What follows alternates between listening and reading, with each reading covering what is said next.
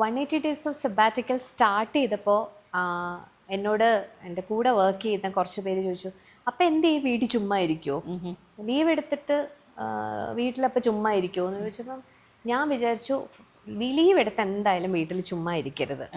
കാരണം നമ്മുടെ as A person നമ്മൾ ഡിറ്റീരിയോറേറ്റ് ചെയ്തു. വീട്ടിൽ ഇരുന്നാലും സാരമില്ല, പക്ഷെ നമുക്ക് എന്തെങ്കിലും ഒരു പേർപ്പസ് വേണം.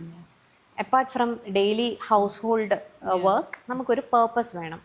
അപ്പോൾ എനിക്ക് അങ്ങനെ ഒരു പേർപ്പസ് ഫുൾഫിൽ ചെയ്യാനായിട്ട് ഒരു ഡ്രൈവിംഗ് ഫാക്ടർ എപ്പോഴും വേണം. അപ്പോൾ ഞാൻ തന്നെ ഡിസൈഡ് ചെയ്തു, ഞാൻ എല്ലാ ദിവസവും ഇൻസ്റ്റഗ്രാമിൽ എൻ്റെ ഡെയിലി ഒരു ജേണൽ പോലെയോ അല്ലെങ്കിൽ ഒരു ഡയറി പോലെയോ, അല്ലെങ്കിൽ അന്നിപ്പം എന്തെങ്കിലും ഒരു പുതിയ ഫുഡ് ട്രൈ ചെയ്തു അല്ലെങ്കിൽ ഒരു പുതിയ ലിപ്സ്റ്റിക് ട്രൈ ചെയ്തു, വാട്ട് എവർ ഇറ്റ് ഇസ്, ഞാനത് ഇൻസ്റ്റാഗ്രാമിൽ പോസ്റ്റ് ചെയ്യുന്നത് ഞാൻ തീരുമാനിച്ചു. അതെ, ഞാൻ ലേസി ആവാതിരിക്കാൻ ഞാൻ തന്നെ കണ്ടുപിടിച്ച ഒരു വഴിയാണ്. അങ്ങനെയാണ് ഈ 180 ഡേയ്സ് ഓഫ് സബാറ്റിക്കൽ സീരീസ് സ്റ്റാർട്ട് ചെയ്യുന്നത്. അതൊരു ഭയങ്കര റിവാർഡിങ് ജേർണി ആയിരുന്നു. അത് സ്റ്റാർട്ട് ചെയ്ത സമയത്ത് എനിക്ക് 400 and something ഫോളോവേഴ്സേ ഉണ്ടായിരുന്നുള്ളൂ. ഇപ്പോൾ 4000 സംതിങ് ഫോളോവേഴ്സ് ആൻഡ് ഗ്രോയിങ്.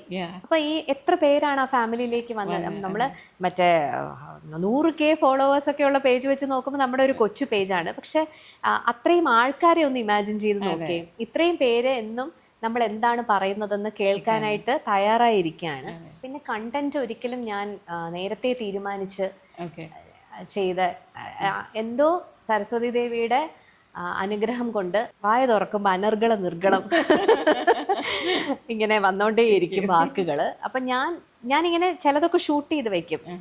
ഞാൻ എവിടെയെങ്കിലും പോകുന്നത്, അല്ലെങ്കിൽ ഒരു സാരി ഉടുക്കുന്നത്, ഒരുങ്ങുന്നത്. അപ്പോൾ ചിലപ്പോൾ അന്ന് വൈകുന്നേരം എന്തെങ്കിലും ഒരു സംഭവം നടക്കും എൻ്റെ മനസ്സിനെ വല്ലാതെ സ്പർശിക്കുന്നതായിട്ട്. അപ്പോൾ ഈ വിഷ്വൽസ് എല്ലാം കൂടെ ചേർത്തിട്ട് അന്ന് ആ ഒരു പെർട്ടിക്കുലർ സംഭവം എന്നെ ഏത് രീതിയിലാണ് എഫക്റ്റ് ചെയ്തത്, what I think of it എന്നൊക്കെ പറഞ്ഞ് ഞാൻ ഇടുകയാണ്. അതാണ് എൻ്റെ അന്നത്തെ കണ്ടന്റ് എന്ന് പറയുന്നത്. പിന്നെ എനിക്കൊരു ആഗ്രഹം ഉണ്ടായിരുന്നു, it shouldn't come from a place of എന്താ പറയുക, persuasion, pressure. It should come from a place of commitment.